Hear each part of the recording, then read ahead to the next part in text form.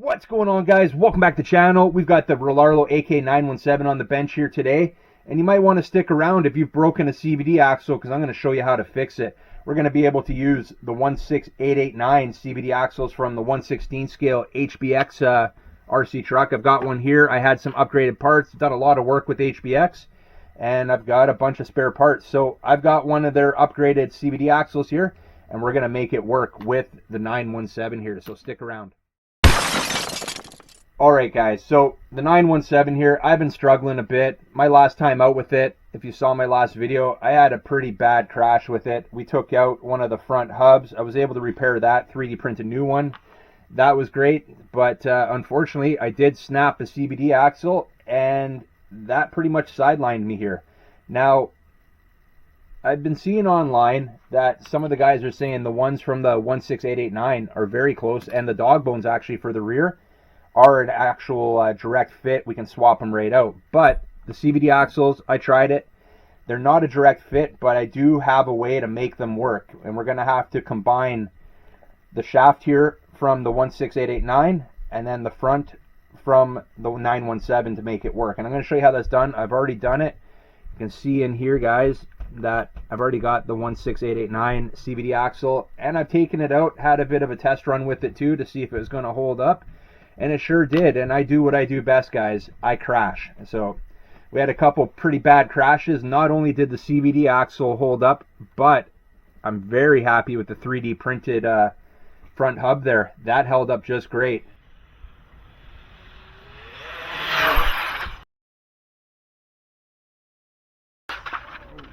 Lost the wheel. Lost the wheel. Wheel finally gave up.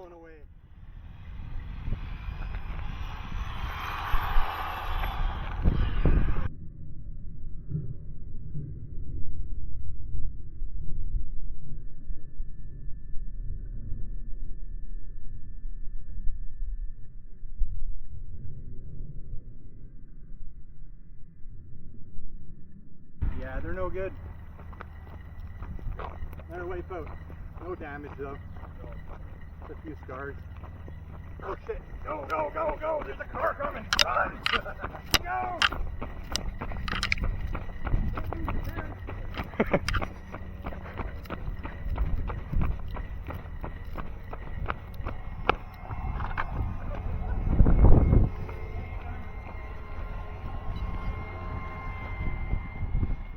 Yeah, just a side note, guys. The stock tires here weren't that great. Had a pretty bad crash with that. That's where I decided to pack it up for the day. But regardless, I've got some foams. You saw my first crash there. I lost a couple foams. Cheap China foams, unfortunately. Should have known better than use those. So I've got some new foams I'm going to be putting on. And if you're thinking, you know what, I didn't warm up the tires, I was smoking some rubber there, guys. We warmed them up good before we ran it, and still, these things, at least on the surface I was running on, were useless. So, all right, on to the repair, guys. So, we're going to take the wheel off. I've already taken the whole front off right here. That's off. That's only like 3 screws on the bottom, 2 on the front there. So, that's off, and I've even undid the screws right here for, I don't know what you're calling this retainer here. So, we'll be sliding that off. There's 2 screws on the underside for that. So I'm going to start by taking the front wheel off here. I'm just going to undo the bottom part of the shock and move it out of the way. And then we're going to get the old CVD axle out of there. And then we're going to show you how we're going to basically MacGyver it, to be honest with you, to make the front part of the CVD axle from the 917 work with the shaft end of the 16889. So let me get that all apart. Let's get that CVD axle out, and then we'll carry on.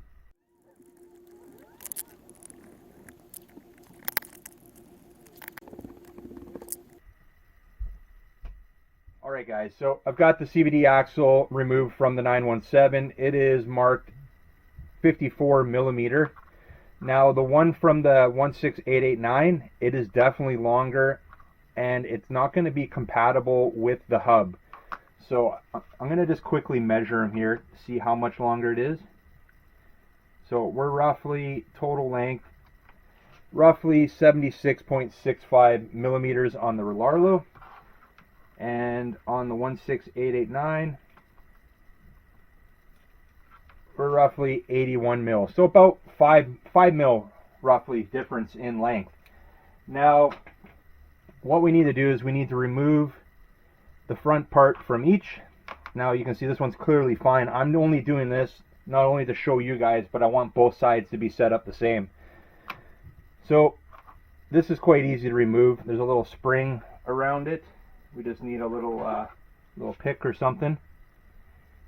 And we should be able to get a hold of that and just start working it off. There you can see they're not overly difficult to remove, and then there'll be a little pin there. And that pin on these ones I think are quite loose. Yeah, see how loose that is? Push through and it's removed. Okay, so the Rlaarlo CVD axle, it's not quite as easy. Actually it is. The other one wasn't, maybe because it was broken. But there we go, remove that. All right, got the CVD axles separated now. And there's two ways here I can see proceeding. Now, what I did was obviously I used the end here. I used the pin from the 917, and then I swapped in the 16889 shaft. Now, the other way of doing this is I think you can swap those pins and most likely use the 16889 pin, which means no modifications after this point to get that shaft to fit. The only thing is the diameter of that pin is quite a bit smaller, and I don't think you're going to really want to have that slopping around that little bit within the end there. Even though once it's in, it's seated into the bearing, it's probably actually going to be all right. I just chose to go with the Rlaarlo pin here, just being a little bit heavier duty. And to make that work, I just machined out the end of the 16889 shaft here to allow that pin to be used. So that's what I'm going to do now, guys. I'm going to get the Dremel out. I've got this little diamond bit here that actually is pretty much the exact diameter of the Rlaarlo pin, and that's what I'm going to use to machine this out. And what I'm going to do is just we're going to open up the slots on either side, then we're going to go straight through and open up the center hole so it fits that pin. We'll put it back together, and then we're going to slap it in the 917, and then I'm going to show you what you need to do next to get your alignment all sorted out.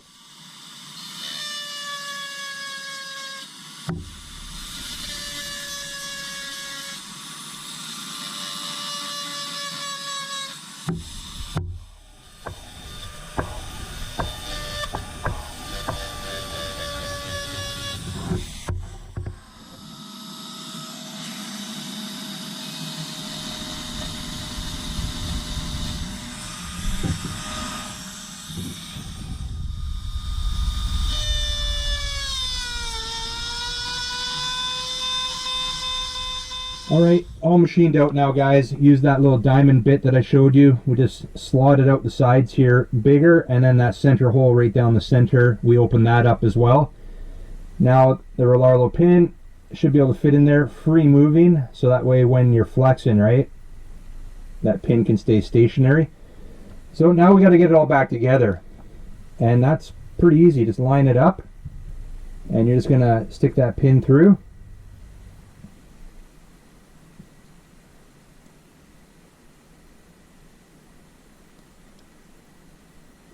Right through to the other side, and that's it, guys. That's in. And all we're going to do now is we're going to bring the 917 back in here, and we're going to get that just basically reinstall that the way it came out, which is not a big deal. Now what I do is I just take off the bottom shock, and we're good. We can lift that up. There's a screw on the underside that we took out.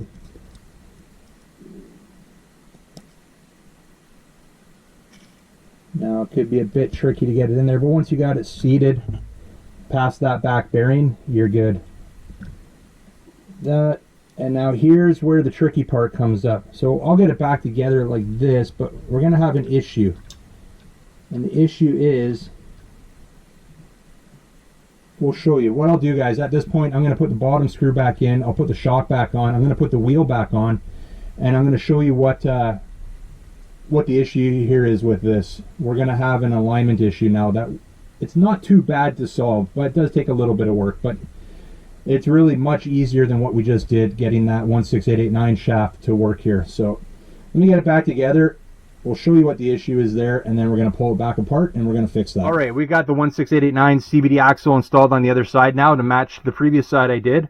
Now, the only difference is on the side we just did, without any adjustments, we are buried. Like, it's going all the way into the output cup there, and there's no room at all. It's in there tight, and it's causing a bit of binding, where this side I have it in just a little bit more than halfway.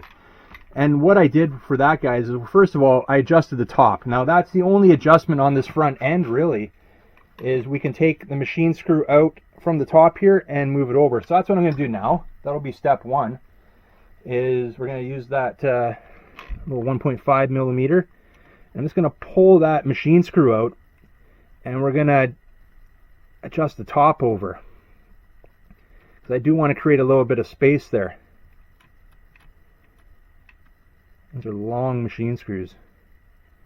Okay, and we're just going to pull it out from there and go into the next hole.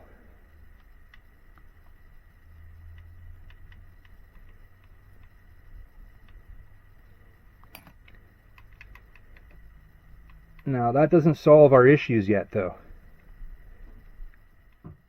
So now with the top adjusted out, I've got a little space there on the output cup, and we're working good now. But now our wheel is completely out of alignment. I'm going to have to bring this bottom end out, and the lower arm here is not adjustable.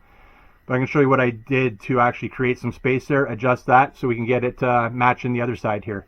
So I'm going to pull the wheel off again. We're going to get to the point where we're pulling this lower control arm off, and we'll show you how I did that. It only takes a couple minutes to adjust that and put it back together, and we should be good to go. Alright guys, so I removed the wheel. I've undone the screw from the bottom of the shock there. I'm just going to turn it out of the way.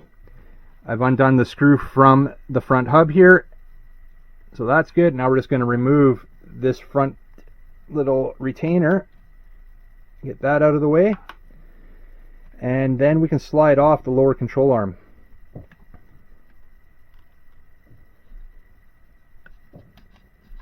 There we go. So there's going to be a screw on the inside there, 2 millimeter. So we're going to want to remove that screw, and then we can separate the front from the back half here.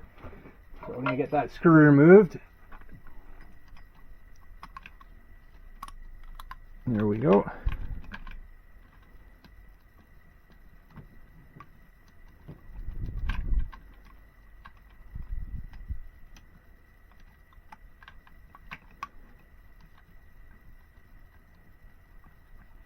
Once you have that removed, you're going to separate.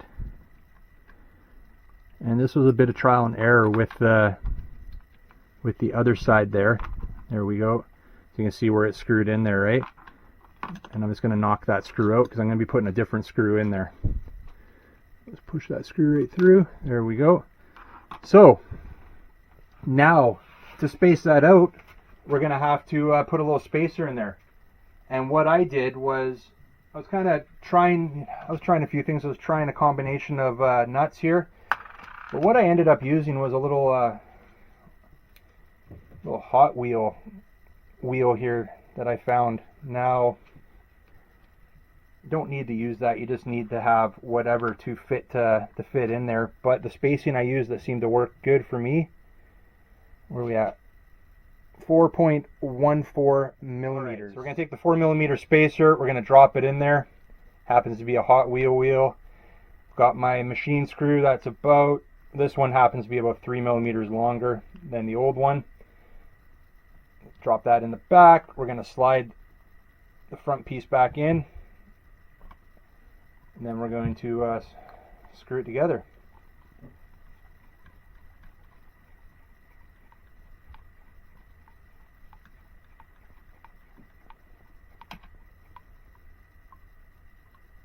There we go, snug.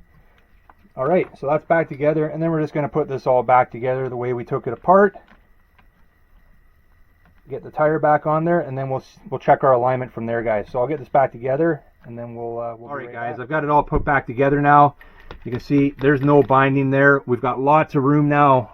We're not burying that CVD axle into the output cup there. We've got some room to play now, which is good. And you know what, the whole point of this video, guys, was just to share with you guys how I did this. I know there's plenty of you guys out there like myself who, you know, may not be the most skilled speed runners. I'm having fun with it.